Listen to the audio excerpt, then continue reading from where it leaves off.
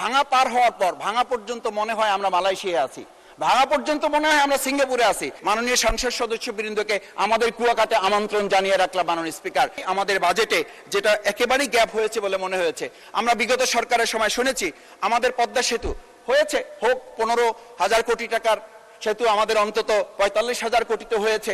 এরকম আর দুর্ভাগ্যজনক পরিস্থিতি, আবার বড় যে প্রকল্পের কথা আমরা বলবো, আমরা তো সেই মানে সিঁদুরে ভয় পাওয়া মানুষ, আমরা তো এইসব ভয় পাই যে বড় বড় মেগা প্রজেক্ট হবে, বড় বড় মেগা দুর্নীতি হবে।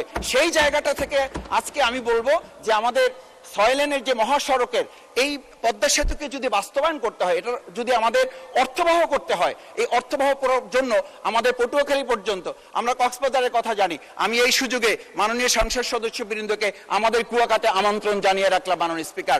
আসবেন, দেখবেন যে আমাদের আজকে গাড়ির চাপ ভাঙা পার হওয়ার পর ভাঙা পর্যন্ত মনে হয় আমরা মালয়েশিয়ায় আছি, ভাঙা পর্যন্ত মনে হয় আমরা সিঙ্গাপুরে আছি, সিঙ্গাপুর পার হওয়ার পরেই মনে হয় আমরা এখন আমাদের গ্রামের সবচেয়ে অজপরগায়ের একটা রাস্তা। ধন্যবাদ মাননীয় সদস্য। আজান পড়ে গিয়েছে, আচ্ছা 2 মিনিটে শেষ করেন, আজান দিয়ে দিয়েছে, 2 মিনিটে প্লিজ। সেই জায়গায় আমি মনে করি যে আমাদের এই 6 লেনের রাস্তা নির্ধারণ হওয়া, ট্রেন সংযোগ হওয়া এবং আমাদের কুয়াকাটা পর্যটন কেন্দ্র খাতকে যদি অর্থবহ করতে হয় সেই জায়গাটি আমাদের নির্ধারণ করে নেওয়া।